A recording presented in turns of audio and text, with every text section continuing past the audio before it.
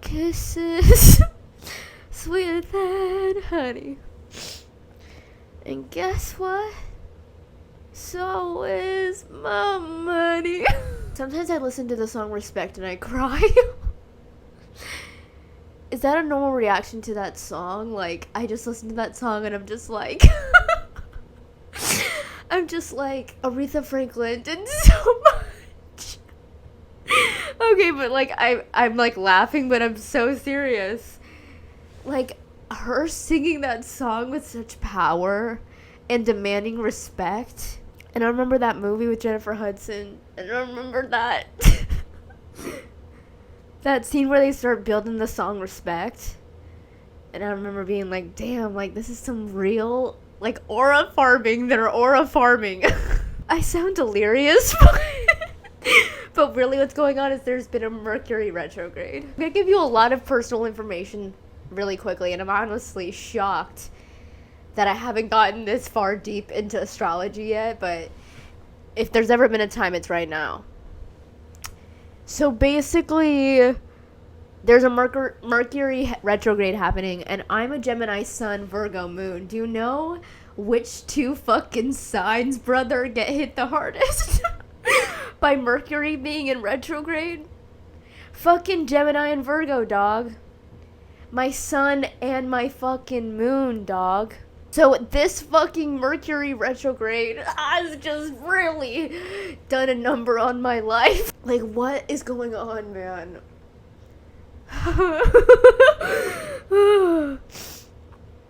I'm currently burning a black candle and a white candle because my psychic told me to. And the whole time it's been burning, I'm like, I should be manifesting right now. I think if I could live in a show, I would live in H2O, the Australian mermaid show. I don't know how people view Australia, but the way that I view Australia is that it's a true paradise. Like, the politics over there, way better. And, like, they're just, like, hot and tall and strong and just, like, know how to surf, and they're all like so funny, and they all drink a lot, and it's just like, it looks like a haven over there. I want to go. You know that song from Book of Mormon, which is like actually one of my favorite songs ever written, where he's like, Orlando, I love you, Orlando. That's how I feel about Australia. If I could get my mission call anywhere, it would be Australia. And who knows, in another life, maybe I would have gotten a mission call.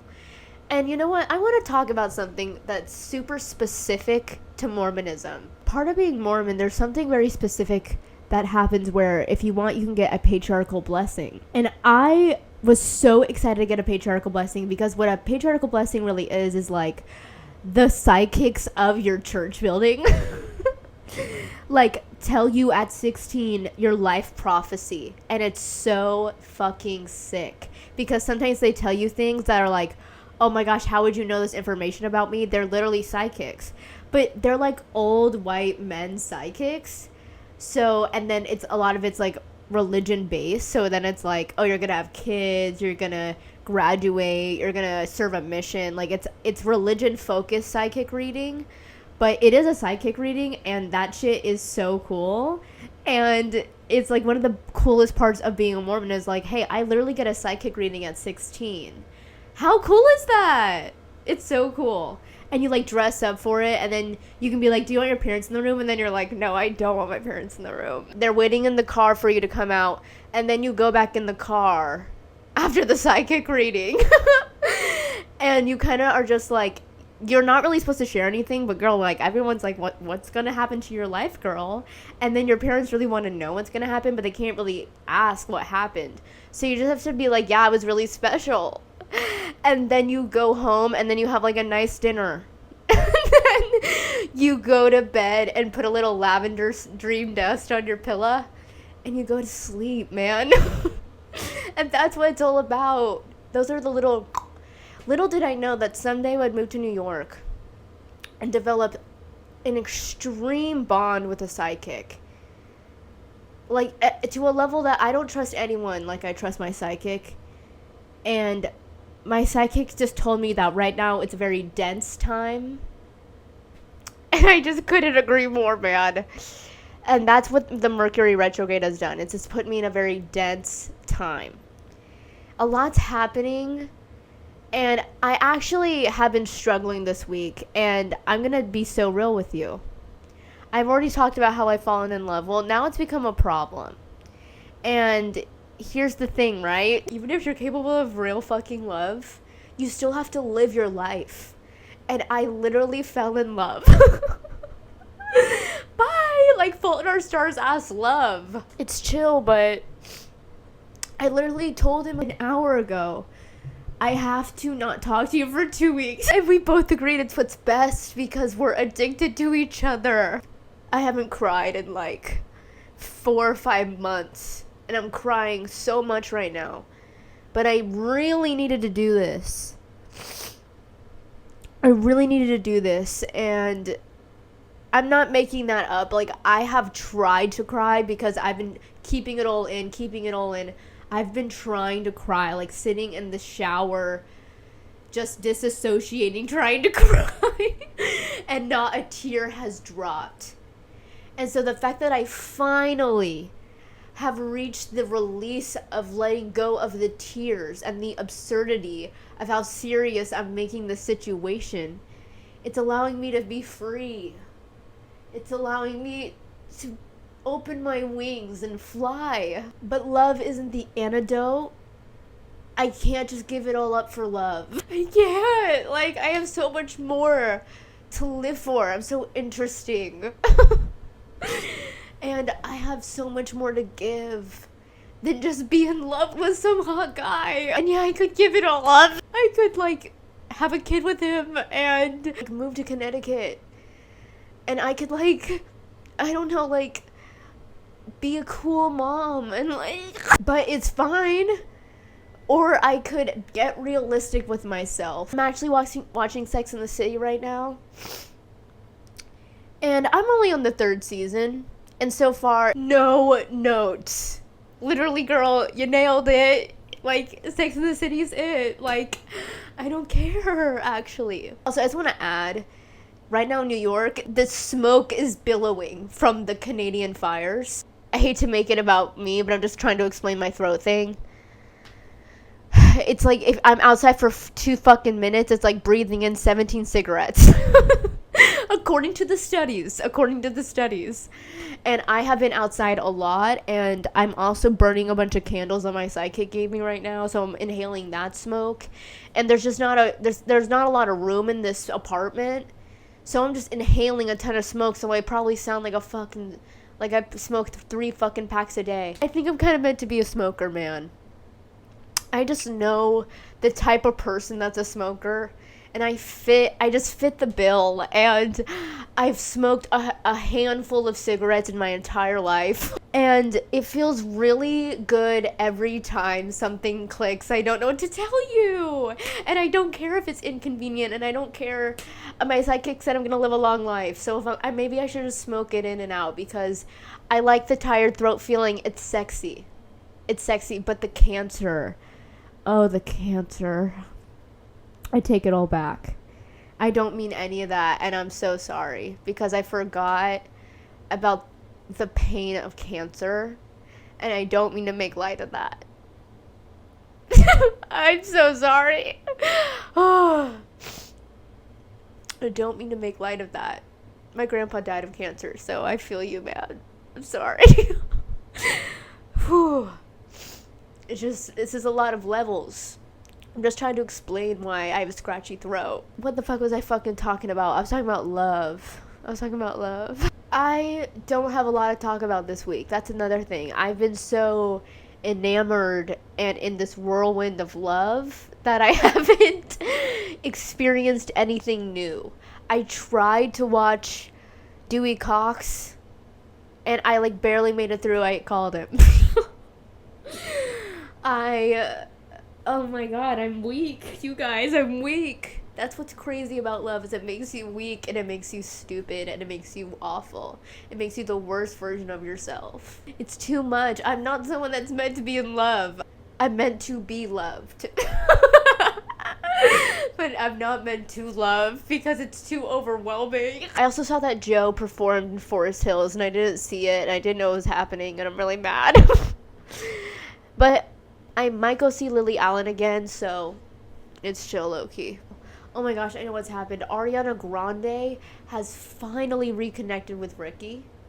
I'm happy! And you should be happy too. You know why? Because you can't ask for a lot in life, okay? You can't ask for a lot. There's something about you have a boyfriend, you break up. Oh man, that sucks. Dude, if you fucking reconnect with that boyfriend, it is unlike anything else. There's nothing like it. Like, sorry. It's actually a drug.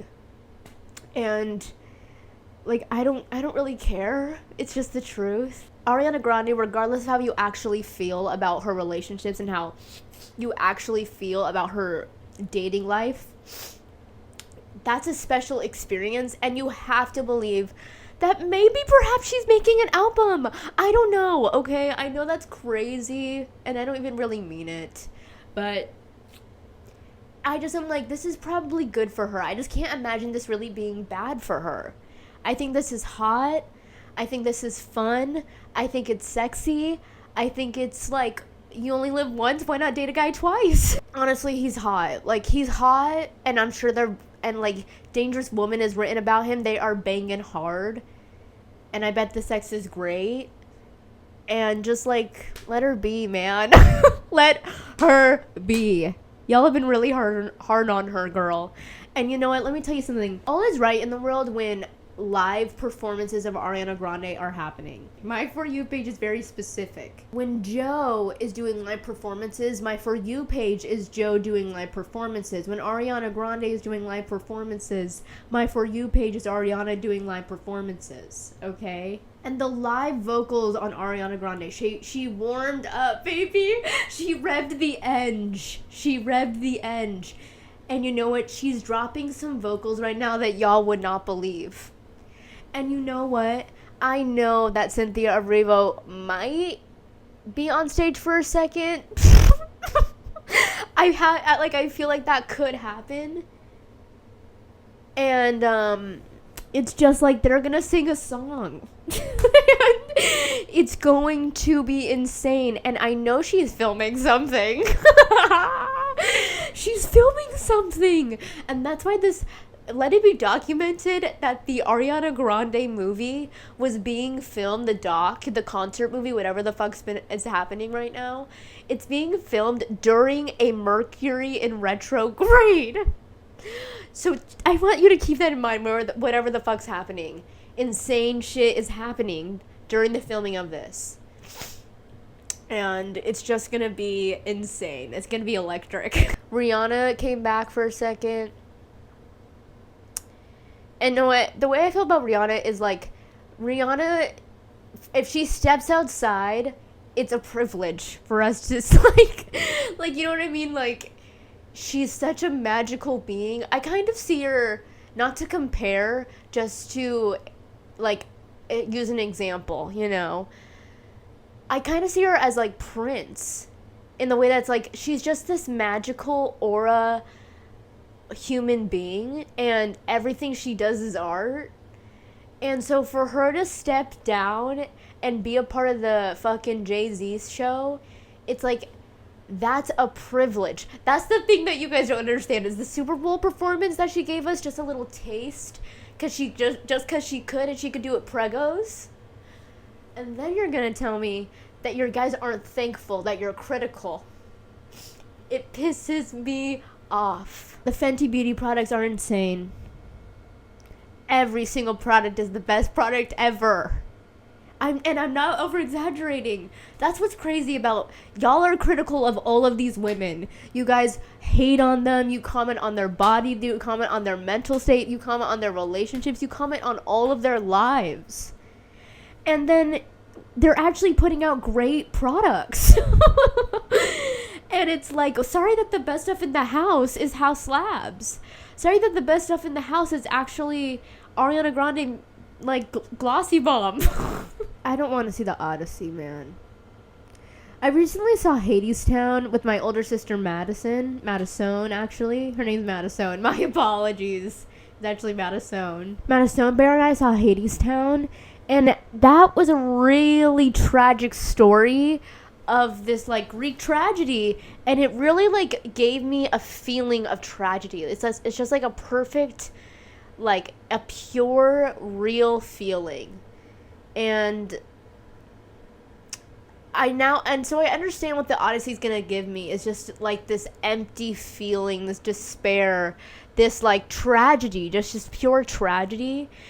And I think I unfortunately just have a level, and this is stupid, and it's so like fucking middle schooler of me, but it's just the truth. It's just like everyone is in it. It's like Matt Damon and Zendaya and Tom Holland and Anne Hathaway, and just it's like everybody's in it. And it's like, I know they're probably all gonna win Oscars, and it's just like, I don't want to do that. I just don't want to do that. And it just seems like a movie that takes itself super seriously, and I don't like movies like that. And that's also so immature, and that's so middle schooler of me, but it's the truth. Like, I just need a little bit of levity.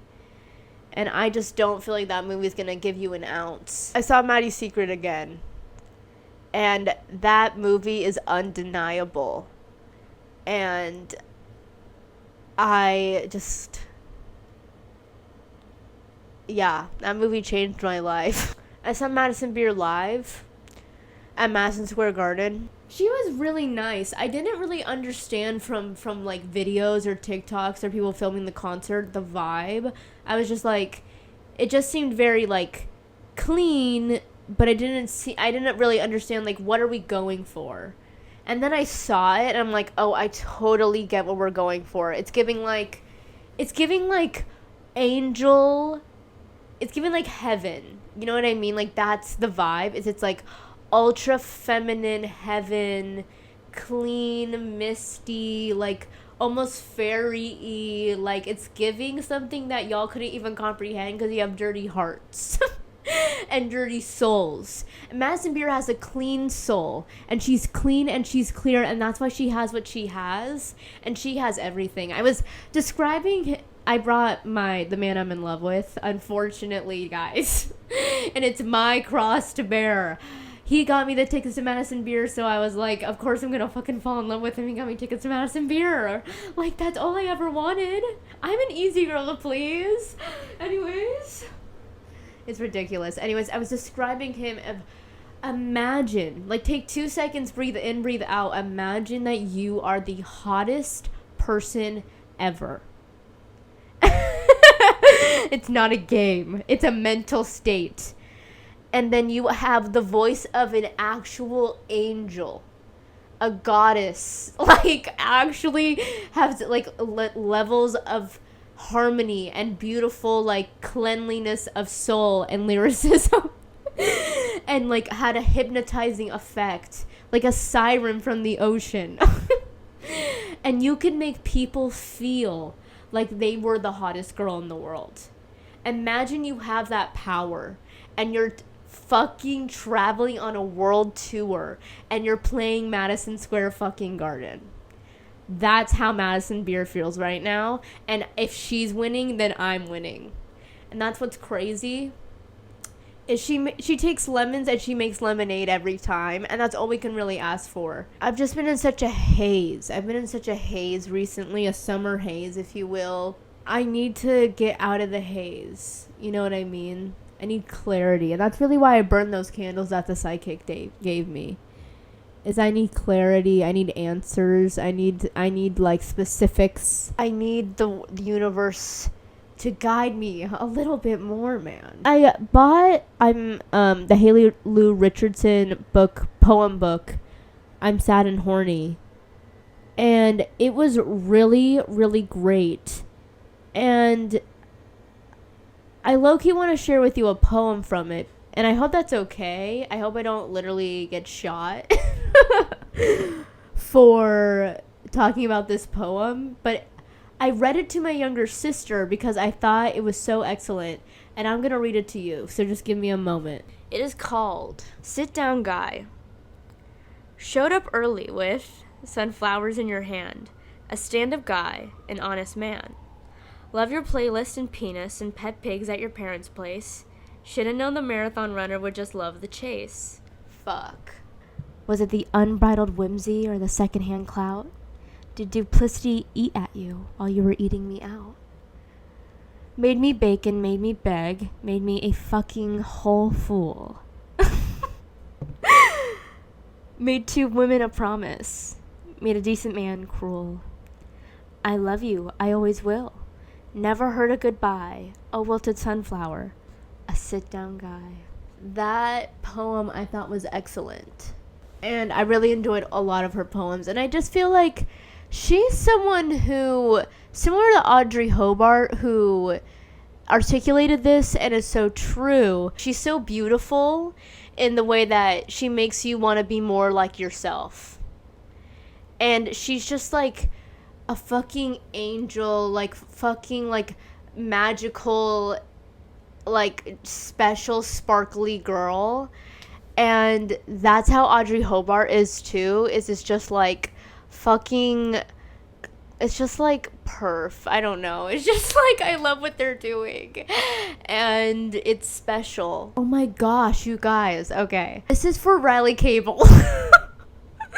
I'm calling you up by name. I hope this is okay. If it's not, I'll literally cut it out. It's chill. Riley is the most special girl in the world. And I've known Riley since we were in second fucking grade, and we were friends right away because she was wearing Justice. And if you were wearing Justice, you were the coolest girl in school because we had to wear a uniform. But people, my elementary school was like, you just have to make sure you're in the exact color range, which was actually low-key, like, killer. Because you could wear, like, a navy blue tutu and then wear, like, whatever fucking sparkly tennis shoes that, like, light up that you want.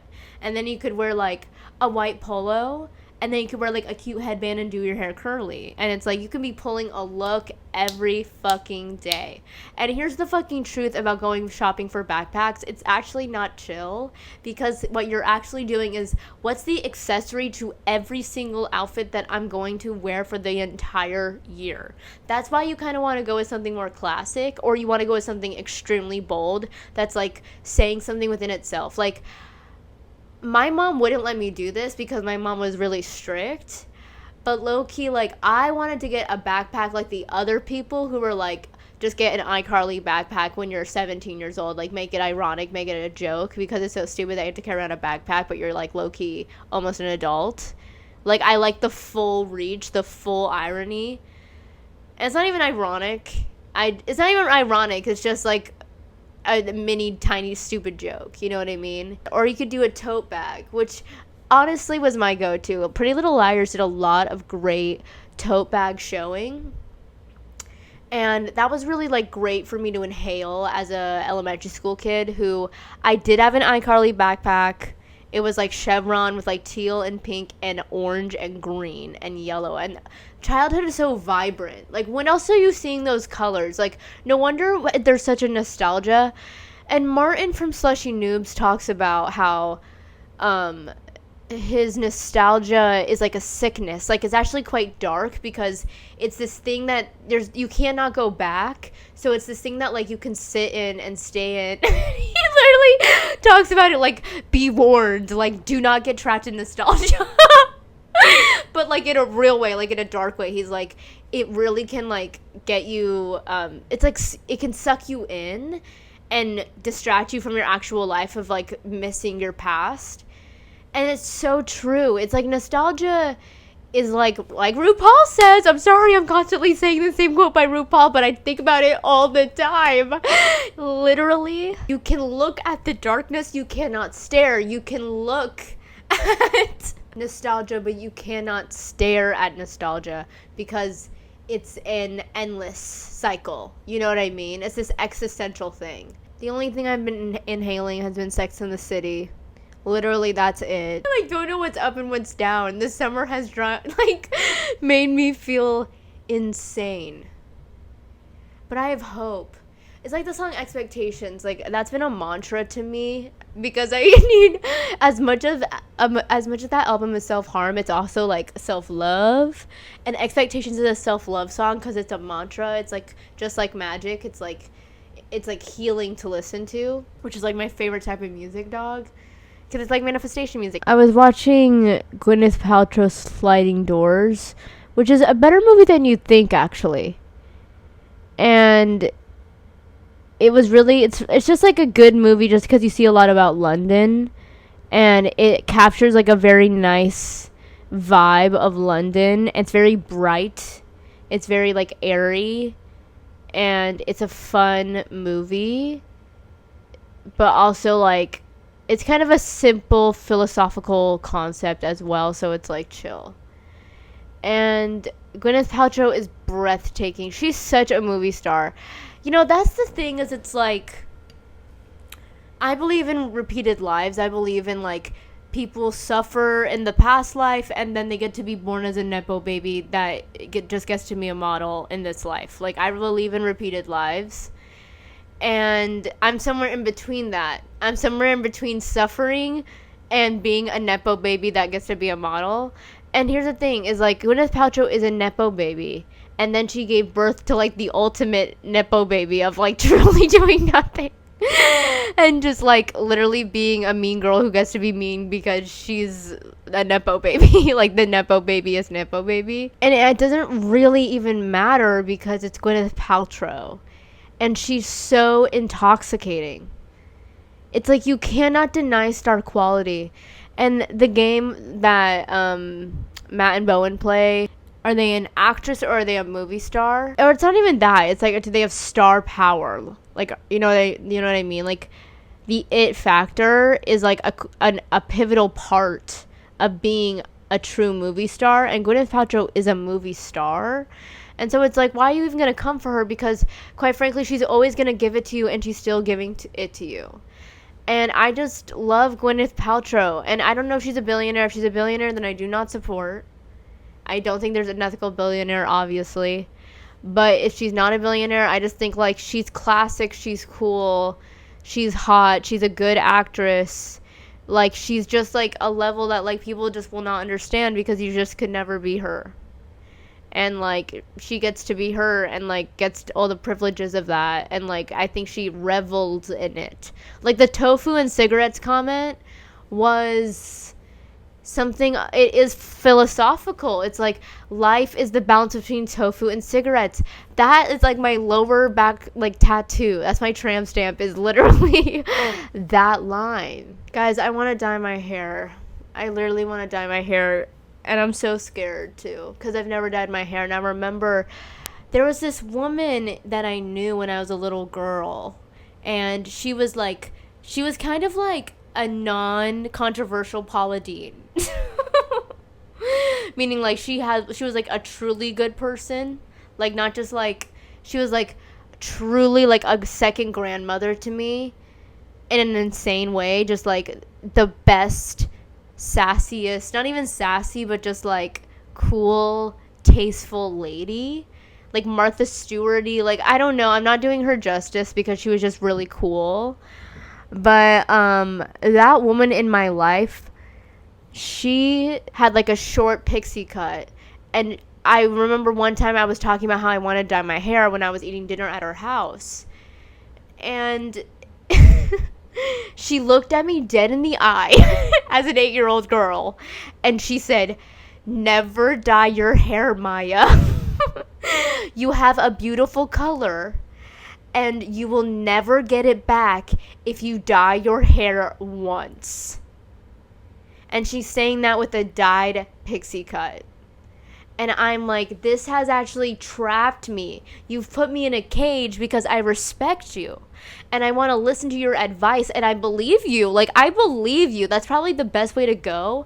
But because of that, the most I've done is gloss. Most I've done is a gloss. And I haven't done highlights. I haven't even really cut my hair. I cut my hair one time when I was 15. And I donated, like, fucking 18 fucking inches to, like, Locks of Love. And then I had a sophomore pixie cut, and it was not great. Like, it was fine. It was fine, but I love long hair. But now my hair is, like, just not what I want it to be, and I want to dye it. But everyone says no. And actually, this makes me think of something else that I want to talk about. Okay, so I've lived my life mostly as a very invisible person that people ignored. And then and then I went to college and I lost a ton of weight. And then I realized that there's power in being like just a skinny girl. There's so much power because I was always pretty, but I was always chubby. And I just knew, like, if I was skinnier, I would be like paid attention to. I just knew that because that was the truth where I lived. And then I went to college and I lost weight. And then suddenly I'm, like, in this different position than I've ever been in my life, where people are like, oh, people want to date you. So let me tell you about something very specific. This thing would happen where you get asked out by people you don't want to date. And for the most part, it's like, that's so flattering and that's so brave. But I'm so sorry, I'm not interested, you know? But I think you're great. And thank you, that's so nice. And sometimes if I didn't have the guts to say that, I would even stomach a date, a very awkward date. And it would be like, oh my God, you know what I mean? Because that's just what happens. Then this thing would happen where the place I worked was very communal, college communal. And these people that were, like, I had a friend that was a girl and she was in this friend group and they would all work together the night shift. And there was this guy who I was not interested in. And they were like, oh, Maya's really nice. And this guy had a crush on me. And they would be, like, telling him to ask me out. And I'm sitting here, like, and they would tell me, like, hey, he has a crush on you. And I'd be like, oh, okay. Like, I don't know what to say. But they're not really asking me if it's okay. They're just kind of, like, telling him, ask her out because he has such a crush on me. But in reality, it's like, okay, but now I'm in a position where I don't actually want to date this guy. And if I say no, I'm a bitch because he had to be riled up to ask me out. But the whole time, I do not like this guy. I have no desire to date this guy. And I don't want to date him. I don't want to date him at all. So I'm like, yeah, I'll go on a date with you. And then I go on the date. And here's the part they don't see. Is that I go on the date and I'm trying really hard to make it normal. But he's so nervous. And I'm just like, it's okay. Like, it's chill. Like, I'm like interviewing him and I'm like really trying to be nice, and he like is doing weird things and I'm like trying to be nice, and I'm with him for like 3 hours. And then he walks me home and he's like, this is like the best night of my life. And I'm like, oh my gosh, yay. And I just like don't know what to do because he's so sweet and he's so earnest. But I just don't want to date him, and that is so okay. I think he did get married within the year that I was in college to another girl. Like, he is happily ever after. Love that. Like, he's the sweetest guy in the world. I just like, I don't want to be a bitch because I have no desire to date you, but then you're getting like pressured. I don't know. It's just a lot. And it's just like, don't do that. Like, let things be, and like don't pressure hot girls to like do things they don't want to do, because then they're put in a position where it's like, I don't actually want to do this, but if I say no, then I'm put in a bitch, and it's like weird. Dude, there's thunder and rain. It literally is like the witchiest night. It's insane. Also, I'm at the point in Sex and the City where that hot politician, the guy who like ends up being in Mad Men later, when that guy is dating Carrie, and I'm like, dude, like, that is the best guy in the show. And like, yeah, would she have to pee on him? Yeah. What's the big deal? What is the big deal? Like, really? Like, really? It's like not my thing. Really, it's not. But it's like, it's not like it brings me any pain. It's not like it's painful. It could be chill. I'm like not even trying to justify it. It's just like, He's so hot. He's so charismatic. Like, if that's the one thing, then, like, I don't know. I feel like that's worth it. That's kind of the, like, dynamic of, like, that kind of thing. And any Seinfeld kind of thing is it's, like, this little tiny thing makes you think of the person differently. And I guess that's, like, one of them is, like, a sexual boundary being crossed that you're not comfortable with. It's like, is my life worth living with this thing I don't want to really do, or this kind of weird aspect to this life that I have to gain in order to have this person? It's like a worth thing. So that's what, like, every one of those sitcoms is just like one little thing that's off. And I feel like that one is chill. You know what I mean? Like, quite frankly, I feel like almost every single guy in Sex and the City is kind of, like, worth it that Carrie dates. Besides the guy with the Tweety Bird tattoo. I don't give a fuck. I did not think that was cute. I did not like that. I thought that was ugly. That would be a deal breaker for me. Specifically that guy with that Tweety Bird tattoo. I did not like that. And I hate to even be like that. I think there's so many other people that think that's so hot. And I genuinely am like, yeah, like, to a degree, I get it, girl. To a degree, I get it, girl. But, like, it's not for moi. You know what I mean?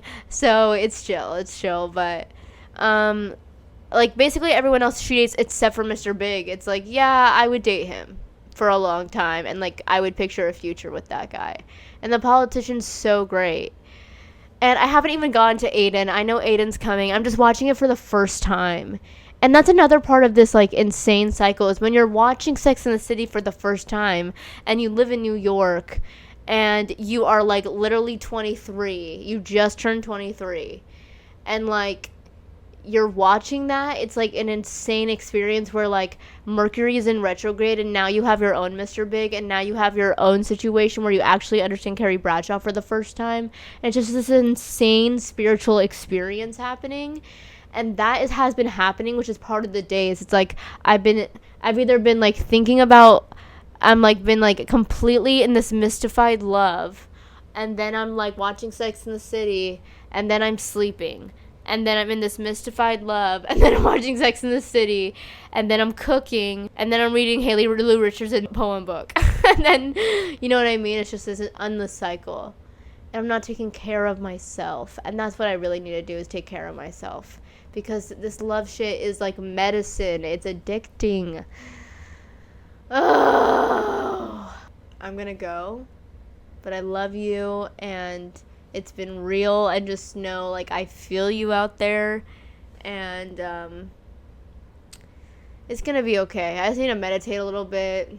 I just need to get right with my heart and my mind and my spirit, and we'll be chilling. We'll be chilling like a feeling. Okay.